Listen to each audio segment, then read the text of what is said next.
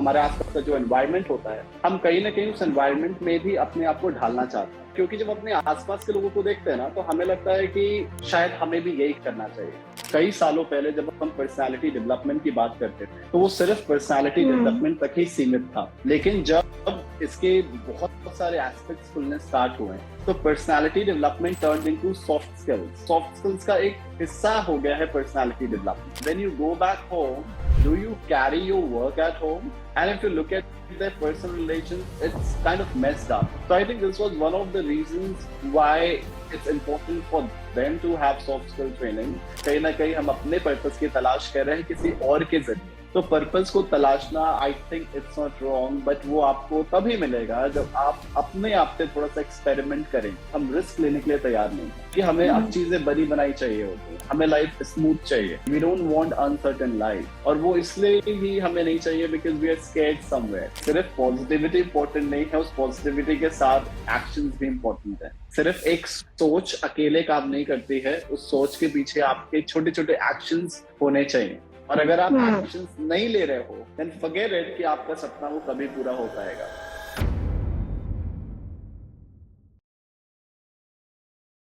Hello everybody, welcome to one more episode of Pooja stock show. And आज हम फिर से हाजिर हैं हमेशा की तरह एक नए ऑसम गेस्ट के साथ। और आज के हमारे जो गेस्ट हैं उनसे भी आप पहले मिल चुके हैं। उनका नाम है Ankur Jaiswal. He is soft skill trainer and with that he is an amazing person and amazing friend too. So आज के एपिसोड में आप communication skills, soft skills, personality development, ये सारी चीज़ों के बारे में जानने वाले हैं। तो कहीं मत जाइए and keep watching Pooja stock show. Hi Pooja, hi hi hi. Hi Ankur, welcome to Pooja's talk show. Thank you so much. Thank you so much. It's absolutely pleasure to be here. Long awaited, huh? You made me wait a lot. Okay, तो कैसा लग रहा है आपको? It's amazing. It's beautiful. I was very excited. बहुत ज़्यादा excitement थी पहले से, the moment we started talking about the show. So I didn't see your profile much earlier, but the moment you approached me, then I had to go, and then I got to see a lot of interesting people there. And as I shared with you that you had my guru, like you had interviewed my guru, Mr. Shiv Khera, and that was mind-blowing. So thank you for inviting me on your show. It absolutely means a lot. Truly means a lot. It's my pleasure अंकुर, और आपकी profile मैं बहुत दिनों से follow कर रही हूँ and you know you are sharing a great content नहीं, एंड जो भी चीजें आप शेयर करते हो it's very you know connecting.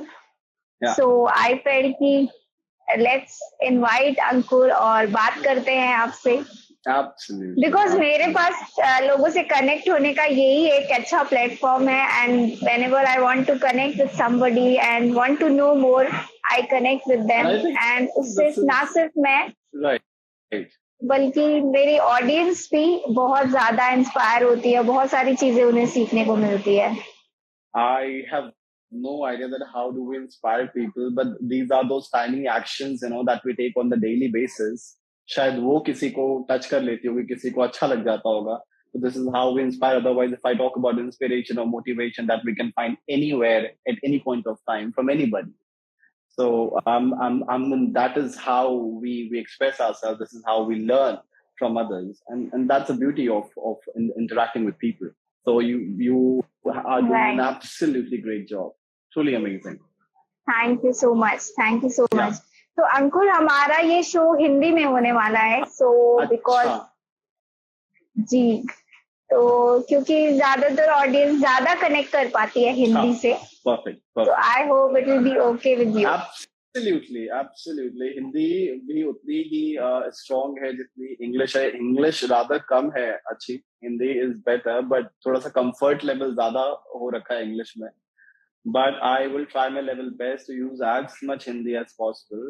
हाँ, उतनी परिपक्वता तो नहीं है हिंदी में, but पूरी कोशिश रहेगी, so I could speak well. चलिए, नहीं, आप इंग्लिश भी बोल सकते हैं। Perfect.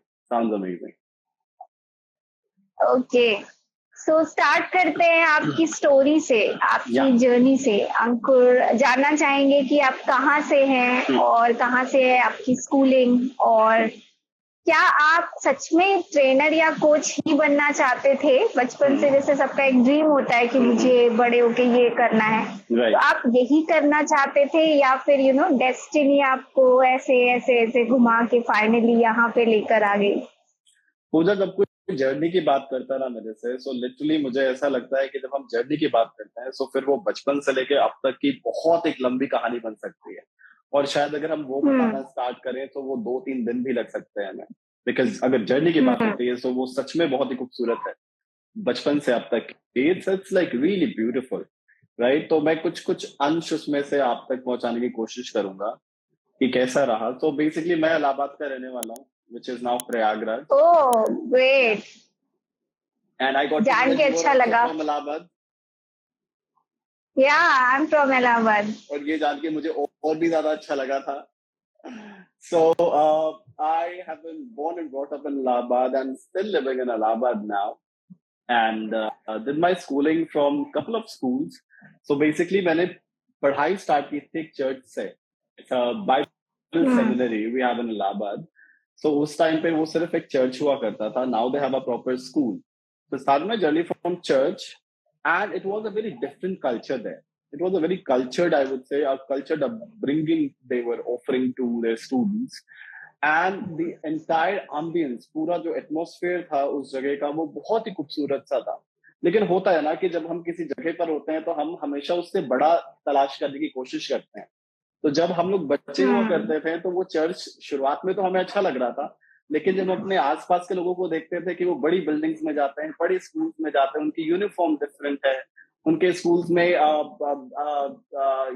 हमारे you can say they are varieties of colours, उनके ड्रेस कोड्स हुआ करते थे जो कि हमारे चर्च में नहीं होता था। So it was a very, very basic way of education they were offering to us. So it was more about Christianity also, but Christianity was never a part of it. It was more about a cultured offering which they were giving to us. But धीरे धीरे 3-4 साल तो बहुत अच्छा लगा, उस school में बहुत मजा आता था, सारे फ्रेंड्स एक साथ, तो बहुत ही खूबसूरत सा था वो माहौल। बट धीरे धीरे जब हमने अपने आसपास के लोगों को देखा कि वो बड़े स्कूल्स में जा रहे हैं, बड़ी बिल्डिंग्स में जा रहे हैं, तो हमारा भी दिल किया कि नहीं यार, अब हम लोग को भी ऐसे बड़े स्कूल्स में ट्राई करना चाहिए। बट फिर भी धीरे धीरे कोशिश करते करते हम क्लास 7th-8th तक हमने उस चर्च में पढ़ाई की। देन उसके बाद फिर me and one of my best friends, we both decided कि अब हम किसी बड़े स्कूल में जाएंगे जिसका बिल्डिंग बड़ा हो, जिसके पास बास्केटबॉल कोर्ट हो, और वहां पे बसेस जाती हो, वहां पे अच्छे वैन्स जाते हो। हमने वो डिसाइड किया। So the nearest school was मेरी Lucas, and I went to that school. Like me and my best friend, we both decided, we gave that entry level test for that school, and we joined. And I remember my first day, and that is always very interesting. वो first day जो था मेरा उस school का, वो सबसे interesting है, सबसे खास है, अच्छे भी तरीके से और बुरे तरीके से भी। तो मुझे ज्यादा बुरा याद है उस स्कूल में एंट्री करने का। बुरा ये था कि जब मैं मेरी लुकस के गेट पर एंट्री की और मैंने गार्ड से पूछा कि सर 8B कहाँ पर है। So 8 was my class and B was my section. So उन्होंने बोला कि ऐसा करके आप ऐसे तो जाइए, ऐसा मिल जाएगा। सो मैं बास्केटबॉल कोर्ट तक ही पहुंचा हुआ था। And then I saw 2 young kids, like very young kids, maybe they were in class 2nd and 3rd, and they both were fighting. And not just any ordinary fight, they both were abusing each other, badly abusing each other. For me, it was a shock, a cultural shock, because a student from a church, like who has been studying in church, all of a sudden got into a school जहाँ पर 2 छोटे बच्चे झगड़ा कर रहे हों और वो गालियां दे रहे हैं एक दूसरे को। But anyways, somehow I just reached to my classroom. I found one of my friends जो कि already उस स्कूल में था, तो मैंने उसको पूछा, वहां पर बैठा, बात किया। But I would say कि वो स्कूल की जर्नी काफी difficult थी मेरे लिए, just because it was a completely new environment. But luckily एक चीज मेरे साथ थी, वो था sports, table tennis. तो उसके वजह से थोड़ा सा मैं स्कूल से दूर रहा करता था। बहुत ज्यादा स्कूल में इतना इंटरेस्ट नहीं रहता था मेरा, जस्ट बिकॉज 1-1.5 साल लग गए थे वहां पर एडजस्ट करने में मुझे।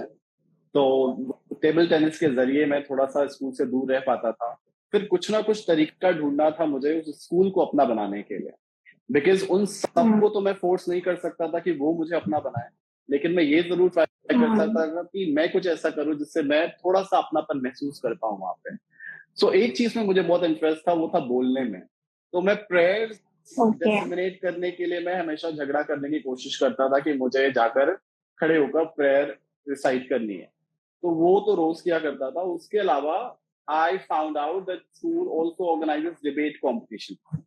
So I remember in class 9, I tried finding out कि कौन ऑर्गेनाइज करता है। तो फिर मैं पहुंचा उनके पास और फिर पता चला कि इंग्लिश डिबेट कंपटीशन नहीं है, हिंदी डिबेट कंपटीशन है। And without even taking a second thought, I said yes, okay, fine.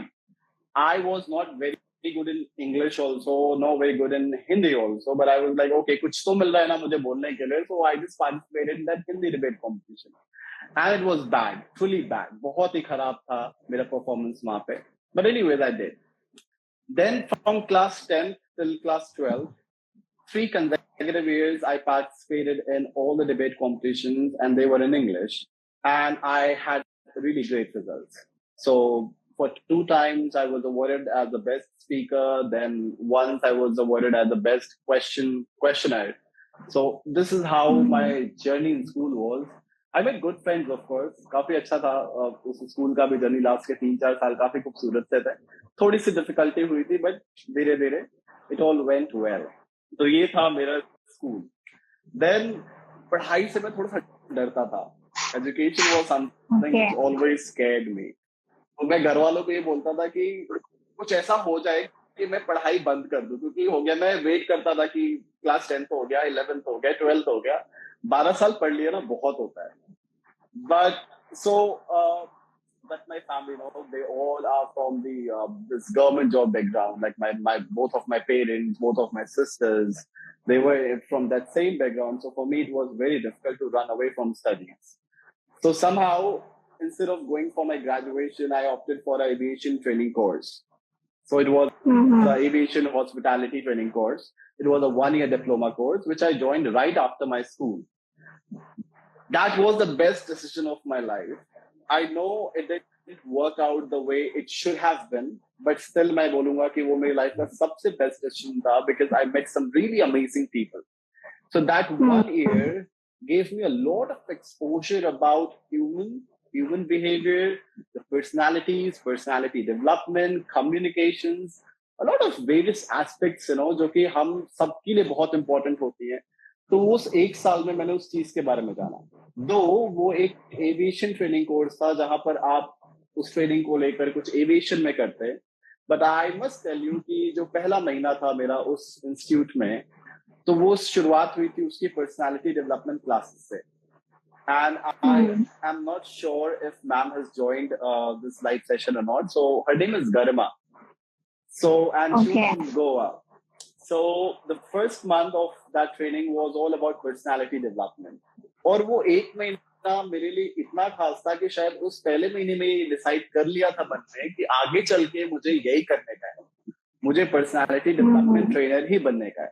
लेकिन उस वक्त पर्सनालिटी डेवलपमेंट के बारे में मैं जितना समझता था वो ये था कि पर्सनालिटी डेवलपमेंट का मतलब होता है कि वो अपने आप को बाहर से कैसे बदल सके। There were couple of aspects.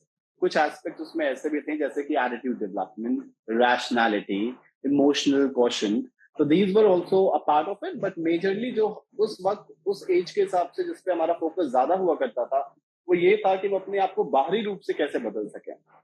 सो वो काफी इंटरेस्टिंग लगा और मैं बहुत इंस्पायर्ड था उनसे। The energy she had, the level of communication she had, the way she used to express things, the way she used to make us express ourselves. So वो बहुत ही खूबसूरत सा तरीका था उनका, और उनके उस तरीके पे मैं थोड़ा सा फिदा था। तो मुझे कहीं ना कहीं एक चाहत थी कि काश मैं इनके जैसा बन पाऊं। तो थोड़ी सी वो इच्छा थी, बट वो इच्छा धीरे धीरे दबती गई, क्योंकि अगेन जैसा हम भीड़ को देखते हैं ना कि जैसा भीड़ चल रहा होता है हम वैसे चलने की कोशिश करते हैं। और जब हम देखते हैं कि हमारे आसपास के लोग जिस तरीके का काम कर रहे होते हैं, लाइक हमारे आसपास का जो एनवायरनमेंट होता है, हम कहीं ना कहीं उस एनवायरनमेंट में भी अपने आप को ढालना चाहते हैं। तो शायद हम चाहते हैं अंदर से कुछ करना, बट क्योंकि जब अपने आसपास के लोगों को देखते हैं ना, तो हमें लगता है कि शायद हमें भी यही करना चाहिए।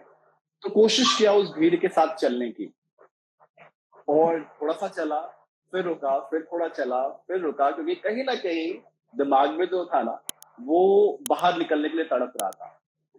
फिर भी जैसा सा भीड़ चलता गया, वैसा वैसा मैं भी चलता गया।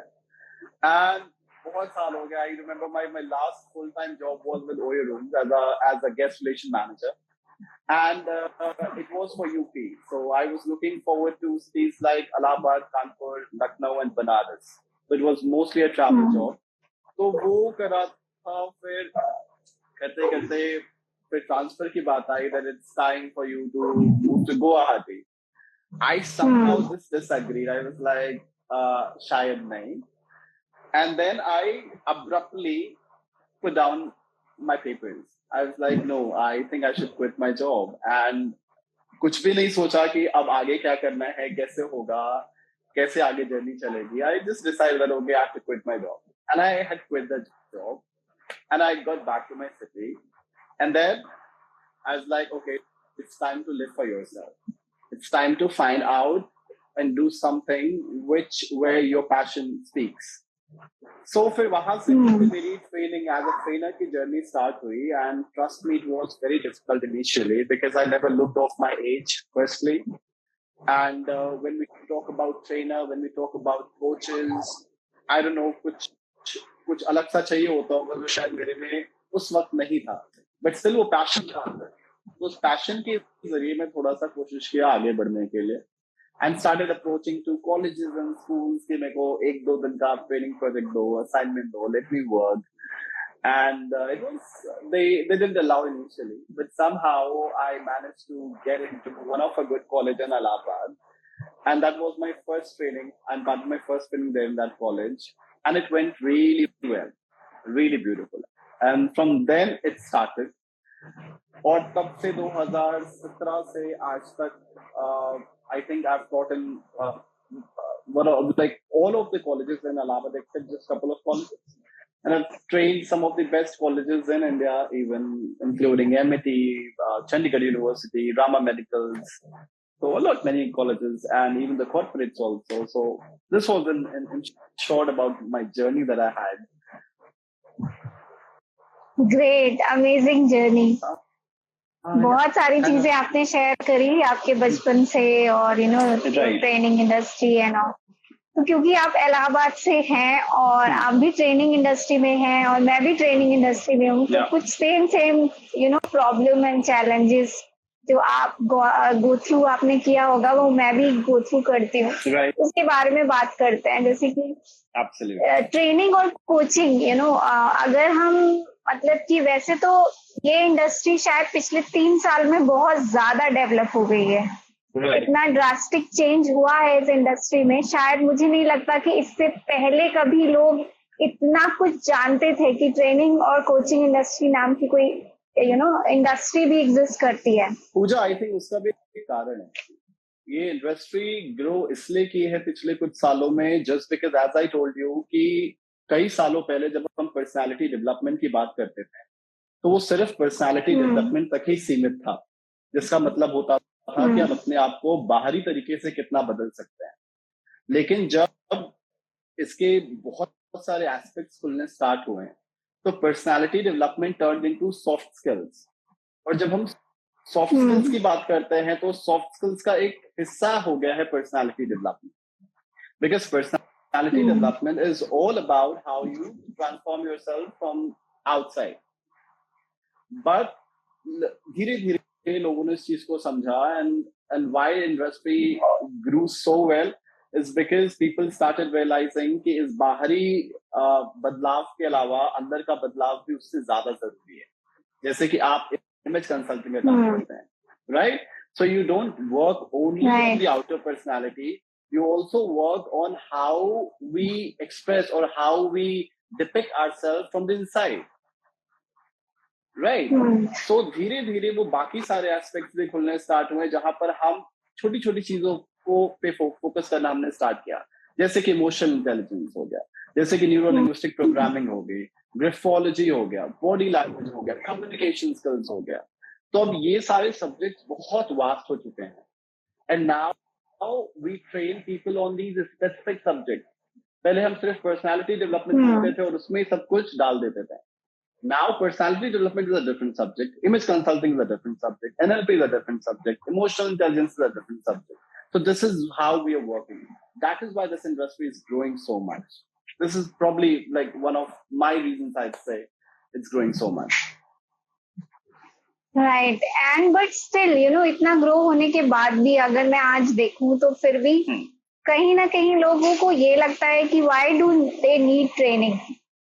उन्होंने इतनी पढ़ाई करी है, व्हाई जब भी मैं इवन तो मेरा भी जो टारगेट ऑडियंस है जनरली मुझे कॉर्पोरेट्स के लोग ही मिलते हैं, एंड दे से कि हमारी जो टेक्निकल नॉलेज है, हम सॉफ्टवेयर में हैं या फिर हम मैकेनिकल में हैं, हमारी जॉब बहुत अच्छे से कर रहे हैं, सॉफ्ट स्किल से हम क्या ही कर लेंगे। They speak like this. और हमें हमें अपने आप को बेटर प्रेजेंट करने की क्या जरूरत है, या फिर मैं क्लाइंट डीलिंग बिजनेस में नहीं हूँ, मैं क्लाइंट फेसिंग ऑडियंस मतलब कि मैं सेल्स में नहीं हूँ, मैं टेक्निकल टीम हैंडल करता हूँ, मुझे क्या जरूरत है, सॉफ्ट स्किल जैसी चीजों की जरूरत मुझे नहीं है, क्योंकि मुझे लोगों से बात नहीं करनी होती है। करेक्ट। सो आप मुझसे पहले से हैं इस इंडस्ट्री में अंकुर, तो आप बताइए, आपने कॉर्पोरेट वाले लोगों को भी ट्रेन किया है, तो जो पर्सन इवन दो वो डायरेक्ट फेसिंग नहीं है, फेस ऑफ द कंपनी नहीं है, ना वो एचआर में है, ना वो सेल्स में है, ना वो कस्टमर हैंडलिंग यूनिट में है, वो टेक्निकल बैक एंड पे कोडिंग कर रहा है, बैठ के सॉफ्टवेयर डेवलप कर रहा है, क्यों उसे भी सॉफ्ट स्किल की जरूरत है, क्यों उसे भी अपने आप को बेस्ट वे में प्रेजेंट करने की जरूरत है। वैसे तो मैंने कई बार बताया है, पर हम आपसे जानना चाहेंगे, आप क्या बताएंगे हमारे ऑडियंस को इस बारे में। आई थिंक हर एक इंसान के दो स्टेट्स होते हैं, एक रिसोर्सफुल स्टेट होता है और एक अनरिसोर्सफुल स्टेट होता है, राइट? तो मोस्टली जब हमें कुछ बैठे बैठाए कुछ मिल रहा होता है ना, तो हम मोस्टली एक अनरिसोर्सफुल स्टेट में होता है। रिसोर्स तो एक फाइनेंसेस हमारे पास आ रहे हैं, पैसे हमारे अकाउंट में आ रहे हैं, but still we are in an unresourceful state of mind. So basically जब उनको ऐसी ट्रेनिंग ऑफर की जाती है तो वो इसलिए ऑफर की जाती है ताकि वो उस अनरिसोर्सफुल स्टेट से एक रिसोर्सफुल स्टेट में आ सके। और नाउ वो रिसोर्सफुल स्टेट किन चीजों से डेवलप होता है? वो रिसोर्सफुल स्टेट डेवलप उन चीजों से होता है जैसे कि आपका स्ट्रेस मैनेजमेंट हो गया, आपका कॉन्फ्लिक्ट मैनेजमेंट हो गया।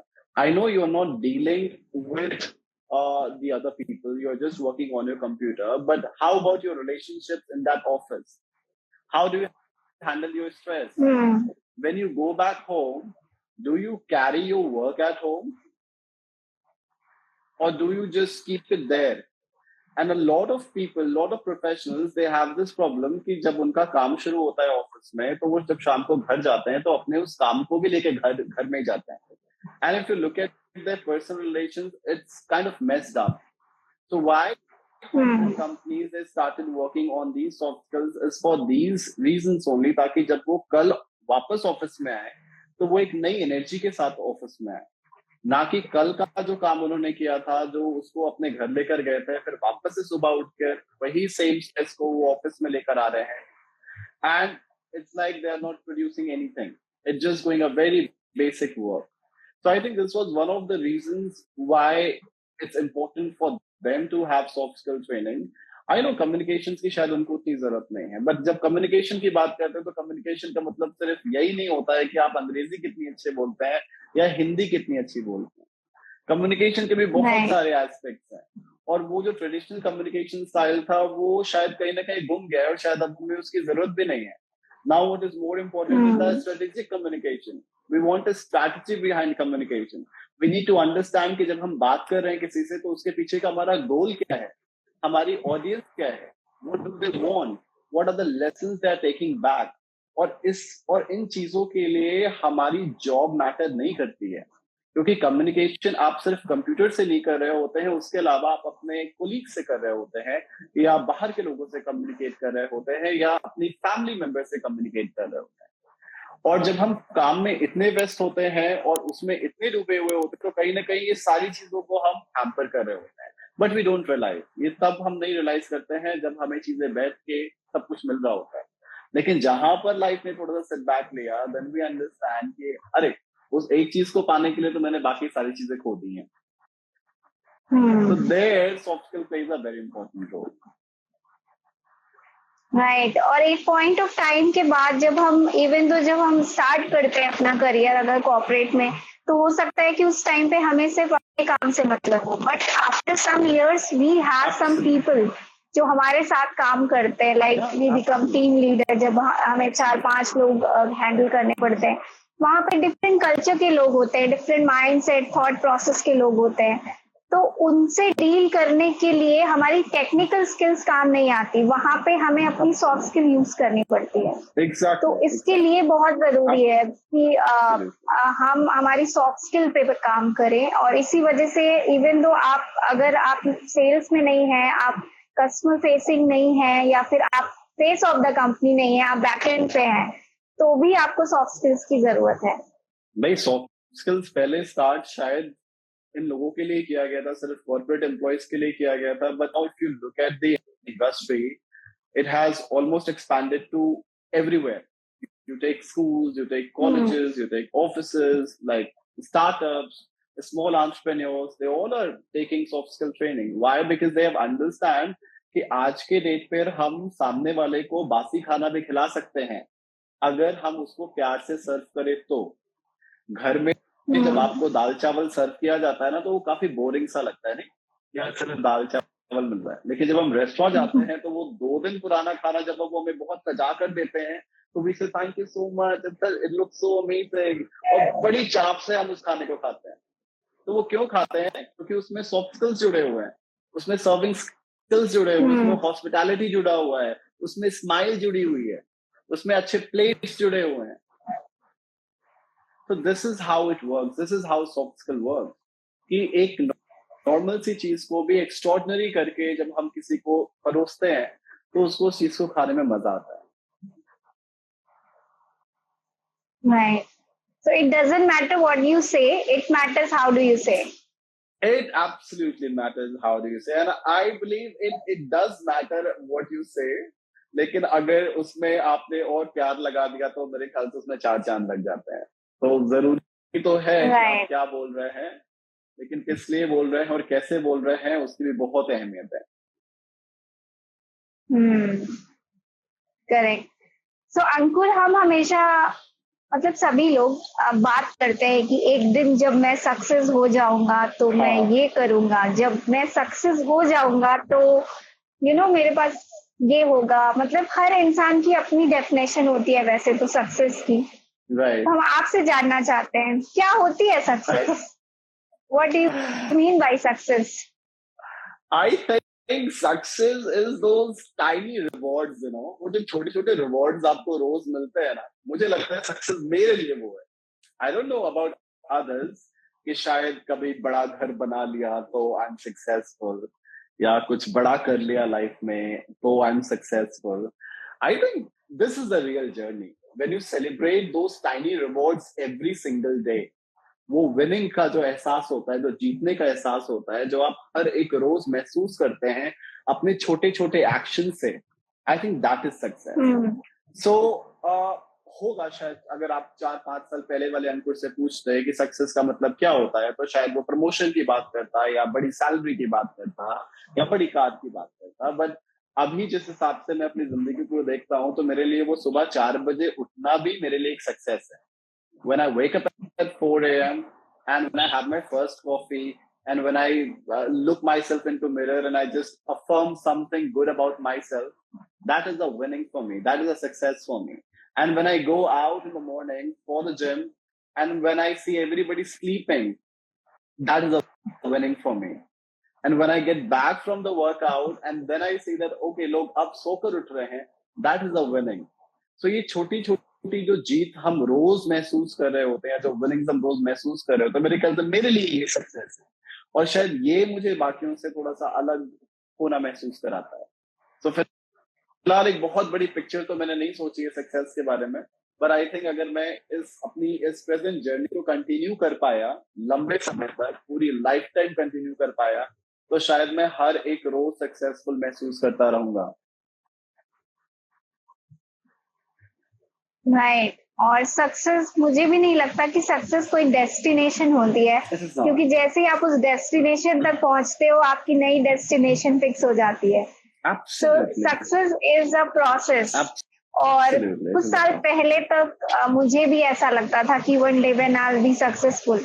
मतलब जब मैं अपनी स्टूडेंट लाइफ में थी तो मुझे ऐसा लगता था कि एक अच्छी सी जॉब मिल जाए, मैं अच्छी जगह से अर्न करने लगूं और ये लाइफ अच्छी हो जाए, that was a success for me. मैं सेटल हो जाऊं। Right.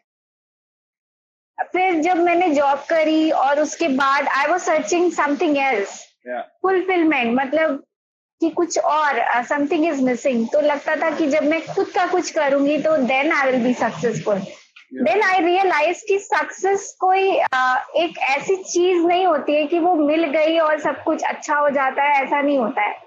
Life it's a process, और उस प्रोसेस में जो चेंजेस आते हैं आपके अंदर शायद वही सक्सेस होती है। और एवरी डे कंसिस्टेंसी बहुत मैटर करती है उसमें, और धीरे धीरे चीजों को करना होता है और कंसिस्टेंटली आप उसे करते जाएं।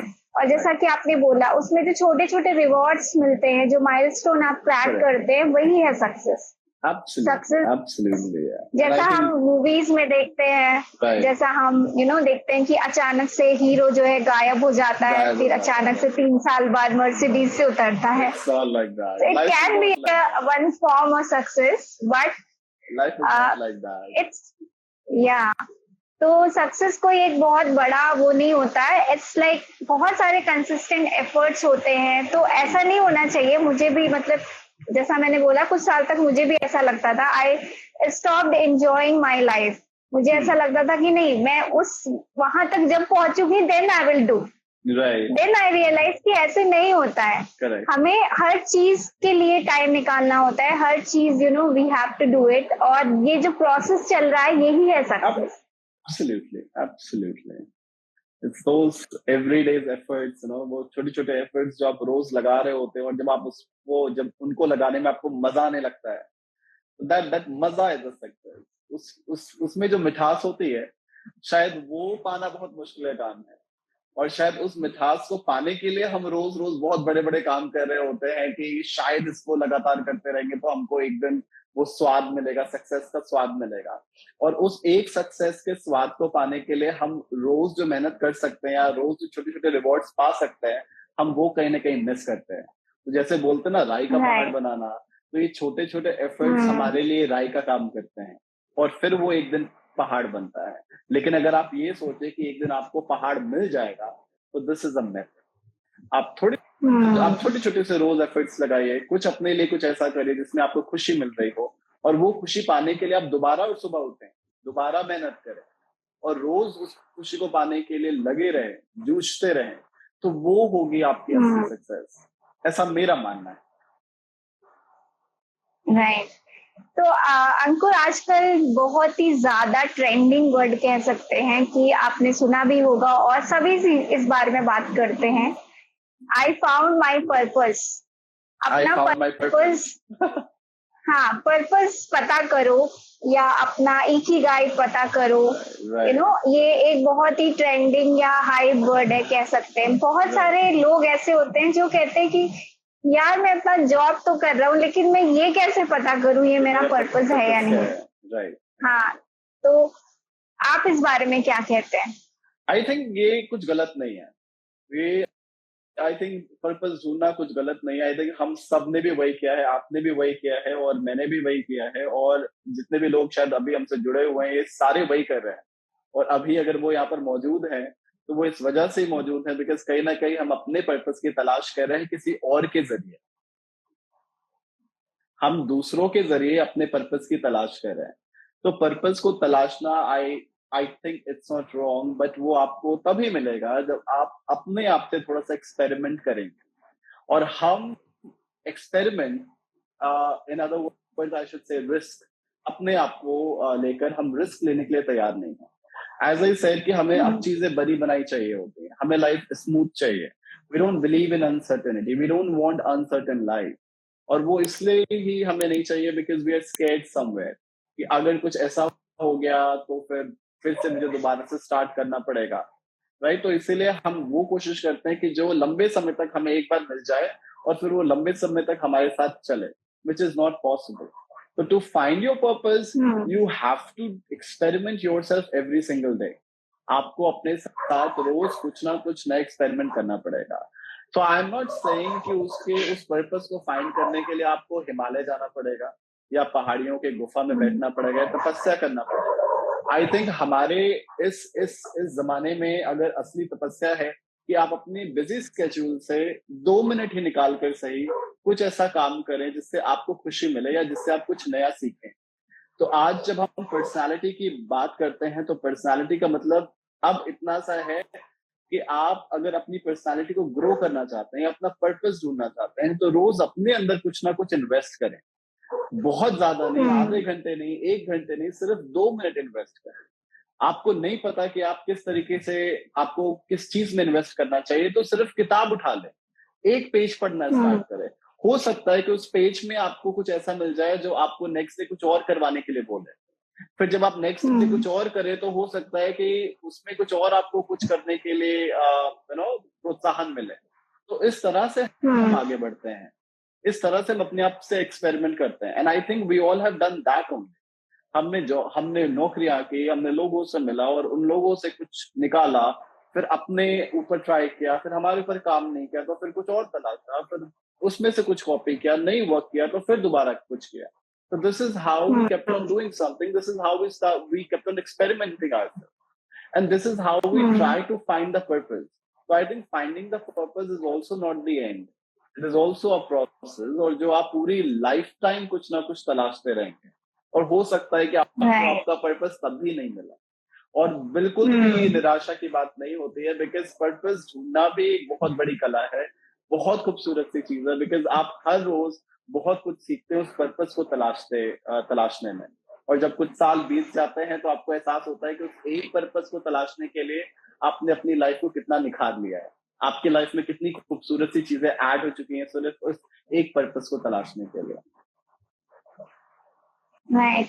और मुझे ऐसा लगता है कि पर्पस अगर आपको नहीं भी मिलता है तो आप जो भी काम कर रहे हैं, आप सिर्फ अपने आप से एक ही सवाल करिए कि आप जो कर रहे हैं वो क्यों कर रहे हैं। राइट। अगर आप ये चीज कर पाएंगे। राइट। आई थिंक जब बात आती है अपने आप से सवाल करने के लिए, तो हम सवाल तो कर लेते हैं लेकिन फिर जवाब का इंतजार करते नहीं, हम खुद से खुद को जवाब दे देते हैं। नहीं करना इसलिए क्योंकि मुझे बिल्स पे करने हैं, क्योंकि मुझे पेट्रोल डलवाना है, क्योंकि मुझे फोन का बिल पे करना है, या मुझे अपनी गर्लफ्रेंड को कुछ गिफ्ट करना है, तो इसलिए चलो ये कर लेते हैं।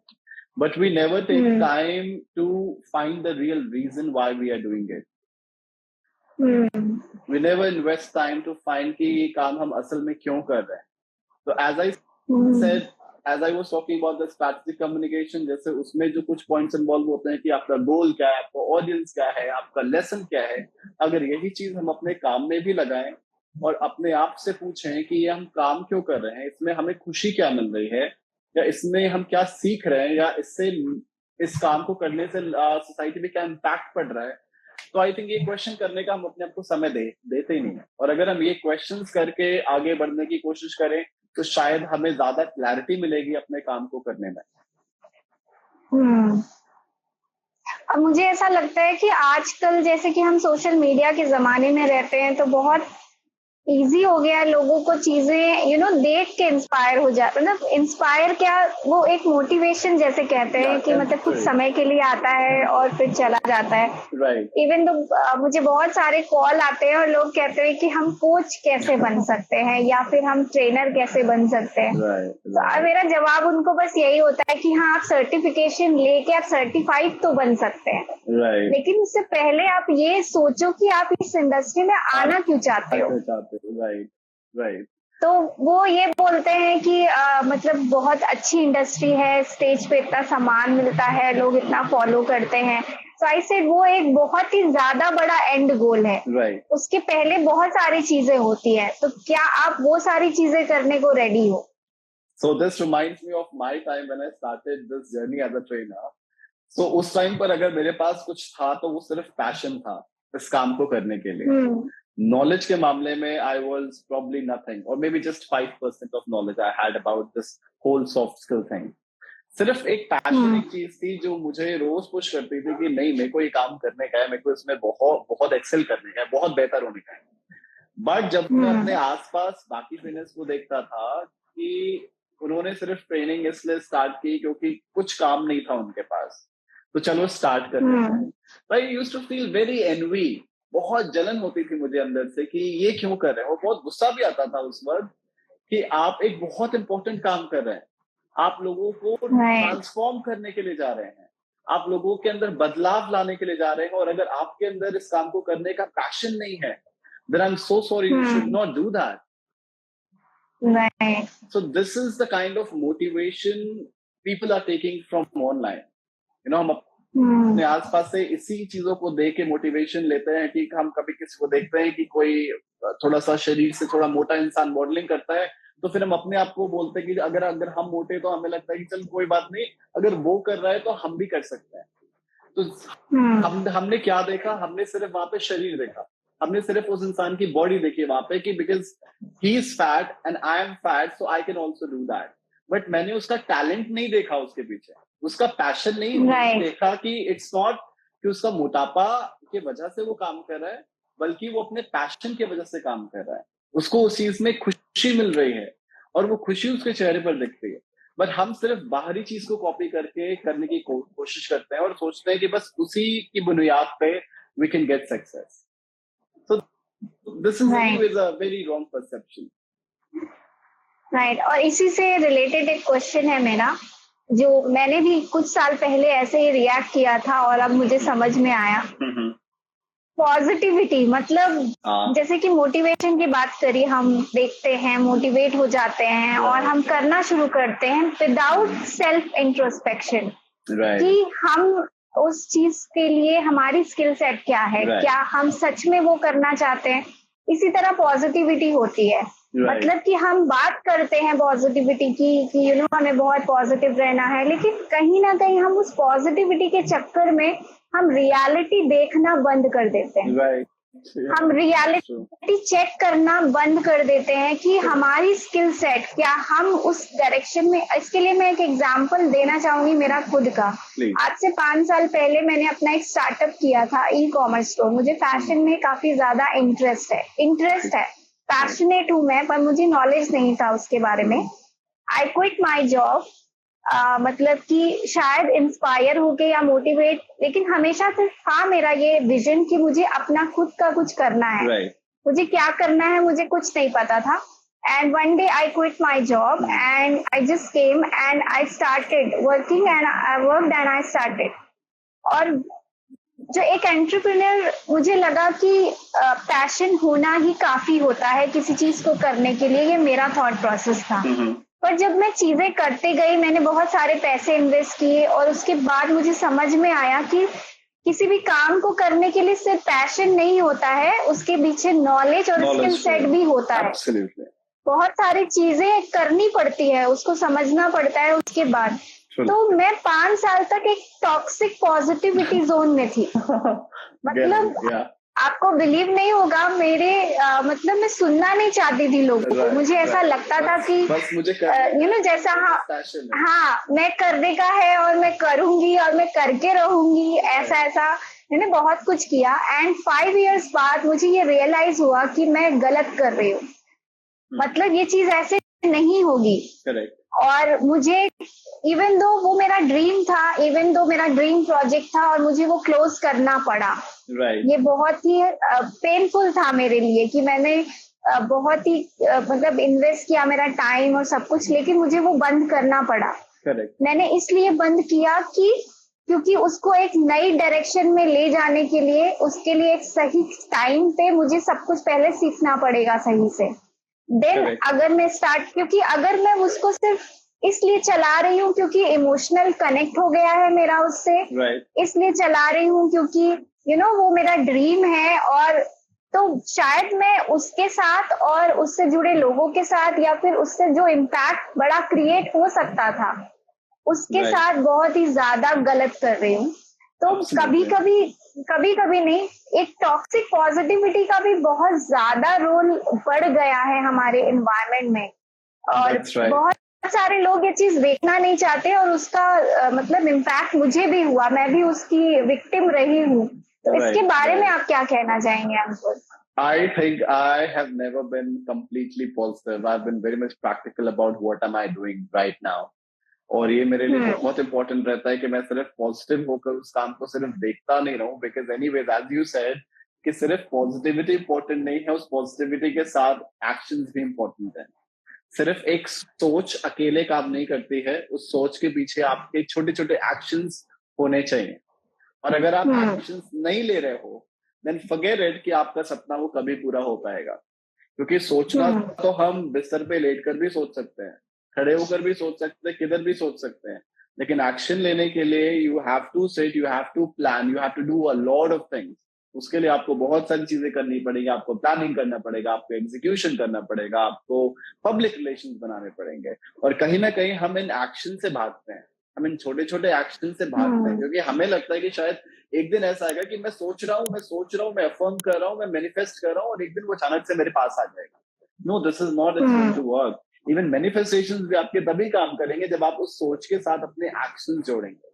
तो अगर मैं अपनी बात करूँ तो यस, मेरे भी बहुत सारे प्लान्स होते हैं, but I am not always positive. मैं पॉजिटिव तब होता हूँ जब मैं उस काम को लेकर कुछ काम करता हूँ, कुछ सोच के साथ में कुछ एक्शन एसोसिएट करता हूँ।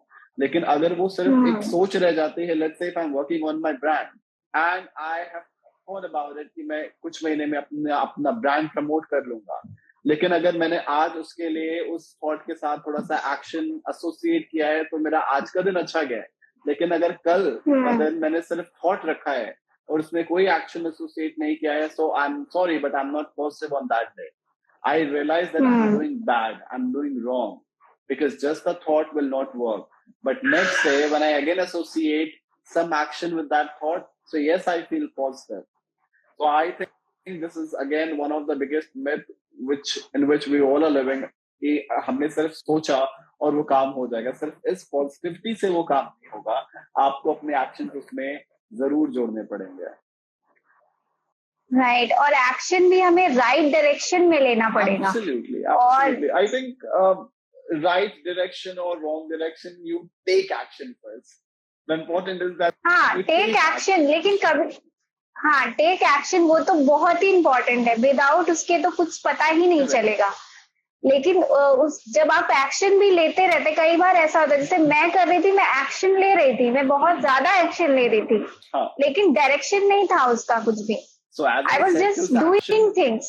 जब हम एक्शन करते हैं तो उस एक्शन में प्लानिंग भी होता है, कोऑर्डिनेशन भी होता है, एग्जीक्यूशन भी होता है, पब्लिक रिलेशंस भी होता है। Right. So just doing everything on my own probably will not work. I have to reach out to other people. शायद हमें दूसरों से हेल्प मांगनी पड़ेगी, शायद हमें दूसरों के ओपिनियंस लेने पड़ेंगे। So these things and we have to incorporate होती हैं, then we get an idea कि हमारा जो एक्शन है वो सही है या गलत है। राइट और हमें कभी कभी, क्योंकि जब हम इमोशनल कनेक्ट हो जाते हैं किसी चीज से, तो हम उसके बारे में नेगेटिव सुनना नहीं चाहते। तो ये भी एक चीज है कि हमें क्रिटिकल फीडबैक लेने के भी एक आदत डालनी पड़ेगी, कि हमें सुनना पड़ेगा। हो सकता है कि सामने वाला जो हमें बताने की कोशिश कर रहा हो वो हमें मतलब कि गलत नहीं, बट वो हमें कुछ सही बताने की कोशिश कर रहा है जो शायद हम नहीं देख पा रहे हैं, क्योंकि हम इमोशनली कनेक्टेड हैं उस चीजों से। तो हम शायद कभी को होता है कि हम कोई भी चीज, जैसे कि हम अपनी कोई चीज शायद पेंटिंग बनाए तो हमें शायद उसमें कुछ फ्लॉज नहीं दिखाई देगा, क्योंकि वो हमने इतनी मेहनत से बनाई है। और हो सकता है कि सामने वाला, क्योंकि हमारी कंडीशनिंग ऐसी की गई है, क्योंकि हमें बताया गया है कि बेटा आप जो कर रहे हो ना वो सबसे बेस्ट है, अपने में खुश रहो। और इस वजह से कभी न कभी हम दूसरों से फीडबैक लेना भूल जाते हैं। But if you see most of the successful brands, they take feedback. वो अपना कुछ भी नया चीज लॉन्च करते हैं तो उसके पहले वो एक फीडबैक लूप चलाते हैं, वो जहाँ पे फीडबैक लेते हैं लोगों का। बट हम एक छोटा सा भी काम करते हैं और उसमें ही अपने आप को इतना संतुष्ट कर लेते हैं कि नहीं, this is appropriate, this is the best, and there we lack, there we lose everything. Right. तो ये एक बहुत ही इम्पोर्टेंट चीज है, क्योंकि इसकी विक्टिम मैं भी बन चुकी हूँ, सो दैट ये क्वेश्चन बहुत ही इम्पोर्टेंट था। We all are. या सो इसीलिए हमें मतलब कि ठीक है, हमें इंस्पायर होना चाहिए, हमें मोटिवेट होना चाहिए, लेकिन साथ में हमें सेल्फ इंट्रोस्पेक्शन भी करना चाहिए एंड साइमल्टेनियसली एक्शन लेना चाहिए एंड उसके साथ साथ हमें क्रिटिकल फीडबैक भी लेते रहना चाहिए। कि हाँ, क्योंकि कभी कभी ऐसा होता है कि कोई अगर हमारे चीजों के बारे में नेगेटिव बोलता है तो हम तुरंत डिस्कनेक्ट हो जाते हैं उससे और कहते हैं कि वो तो नेगेटिव इंसान है, नेगेटिव बोल रहा है ऐसा। तो हमें ये समझना पड़ेगा कि अगर उस इंसान ने ऐसा बोला तो क्या रीजन हो सकता है, क्या हो सकता है कि वो सही बोल रहा हो। Right, and this takes so thank you so much. This takes a strength. Taking feedback also takes a lot of strength, and most of the time we fail to do that. हम हमेशा इसमें fail होते हैं क्योंकि हमेशा अच्छा सुनने की हमें आदत होती है। लेकिन आई थिंक एक समझदार इंसान की पहचान यही होती है कि जब आपके वो नेगेटिव फीडबैक्स भी आपसे सुने और बहुत खुशी से सुने और उस पर काम करने की कोशिश करें। राइट। और मुझे लगता है कि मुझे भी पहले बहुत बुरा लगता था, और लेकिन मैंने थोड़ा थोड़ा काम करना शुरू किया और जब मैंने देखा तो मुझे लगा कि जैसे कि स्टार्टिंग में जब मैं वीडियो क्रिएट कर रही थी, मेरा डोमेन नहीं था, वो मैंने कभी नहीं किया था, तो मैं कैमरा पे नहीं देखती थी या मेरी आवाज सही नहीं होती थी, तो लोग मुझे फीडबैक देते थे। मुझे उस समय अच्छा नहीं लगता था बिकॉज मुझे सुनने की आदत नहीं थी ऐसे। बट मैंने जब उस पे काम किया सो आई डिसाइडेड कि यार इनके फीडबैक भी अच्छे होते हैं। बहुत सारी चीजें मैंने अपनी ऑडियंस से सीखी है। Absolutely. कि उन्होंने मुझे बोल बोल के बता के तो मैंने जब करनी शुरू करी तो मुझे लगा कि यार ये सही कह रहे हैं। Right. So receptiveness is also ये बहुत जरूरी है। Sorry? Receptiveness is also one of the most important skill which majority of us are lacking. Right. तो आज की मतलब कि जो सोशल मीडिया की दुनिया है जहाँ पे हम हमेशा पॉजिटिव बातें करते हैं और मेडिटेशन वगैरह ठीक है, सब कुछ ठीक है, बट पॉजिटिव होना अच्छी बात है, पॉजिटिव सराउंडेड होना बहुत अच्छी बात है, लेकिन फिर भी अपनी आंखें खुली रखना और रियलिटी चेक भी करते रहना बहुत जरूरी है। ये हमारी खुद की ग्रोथ के लिए बहुत जरूरी है। Positivity with practicality works well together. It works well. Exactly. Right. तो थैंक यू सो मच अंकुर, बहुत ही अच्छा लगा आपसे बात करके। तो हमारी ऑडियंस को कुछ सजेशन देना चाहेंगे आप? आई थिंक मैं सजेशन, ये जितने भी हैं अभी फिलहाल आ रहे हैं, I know all of them and I think मैंने बहुत सारा ज्ञान इनको पॉकेट में देके रखा हुआ है। So nothing much, I would say one thing that I would suggest all of them is try to put little efforts every single day. थोड़ा सा एफर्ट्स रोज अपने लाइफ में कुछ नया करने की कोशिश करें। आई नो कि जैसा जिंदगी चल रहा है बहुत खूबसूरत है, सबकी लाइफ में बहुत सारे स्ट्रेस हैं, बहुत सारी परेशानियां हैं, बट आई थिंक उन परेशानियों को थोड़ा सा बाजू में रख के थोड़ी देर के लिए कुछ अपने बारे में सोचें, कुछ ऐसा सोचें जिससे आपको खुशी मिलती है। और जब आपकी जो अंदर की जो खुशी है जब वो बाहर निकलेगी तो आई थिंक वो that is something which will attract a lot of other positivity around you. तो जो खुशियां, जो पॉजिटिविटी हम दूसरों में तलाश रहे होते हैं, बाहर टहल रहे होते हैं उसको पाने के लिए, वो कहीं ना कहीं आपके अंदर है और उसको सिर्फ आप तलाश सकते हैं। तो कोशिश करिए उसको ढूंढने की। And as we have already talked about it, finding a purpose, I think यही पर्पस है कि जब आप अपनी अंदर की खुशी को थोड़ा सा बाहर निकाल सकें और फिर उस खुशी में जब दूसरे खुशी ढूंढना शुरू कर देंगे या दूसरे खुश महसूस करने लगेंगे, I think that is the most beautiful part about a human being. So try to do that. Right. Thank you so much, अंकुर। और एक हमारा छोटा सा सेगमेंट और होता है जिसे हम रैपिड फायर कहते हैं। Okay. तो इसमें मैं आपसे कुछ क्वेश्चंस पूछूंगी और आपको 5 सेकेंड्स के अंदर आंसर करना पड़ेगा, जो भी फर्स्ट वर्ड आपके दिमाग में आता है। एंड अगर आप ये नहीं कर पाए तो हम सेकेंड क्वेश्चन पे मूव कर जाएंगे। Done. So are you ready for that? No. Now I'm ready. Yes. Okay. Are you feeling nervous? A lot nervous. Okay. So how do you start your day? How you start my day? Yes. With a coffee, with a strong black coffee. Okay, great. So what would you like to change about yourself? As of now, literally nothing. As of now, literally nothing. Okay, third question. What's your favorite food? My favorite food. Okay, now this is complicated. Jalebi and rabri, my all-time favorite. Oh, okay. Yeah. What motivates you the most? I think nothing motivates me. I get inspired. So I never use the word motivation. I like to use the word inspiration because motivation is like temporary gratification. Abhi hua, thodi der mein khatam ho jata hai. But when you get inspired for a long time. You know, you want to see that person, you want to see that story every single day because कहीं ना कहीं उसने आपके दिल को छुआ है. But हम मोटिवेट होते हैं सिर्फ बड़ी बड़ी चीजों से, किसी बहुत बड़े इंसान से, किसी बहुत बड़ी पर्सनालिटी से, जो कि होता है आज मोटिवेशन होता है, फिर शाम को परिस्थितियां बदलती हैं और आपका मोटिवेशन खत्म हो जाता है. So इसलिए I don't give much importance to motivation. I believe in inspiration, and I think inspiration तलाशने से पहले आप क्यों ना दूसरों को थोड़ा सा इंस्पायर भी कर सकें, कुछ ऐसा हो. Right.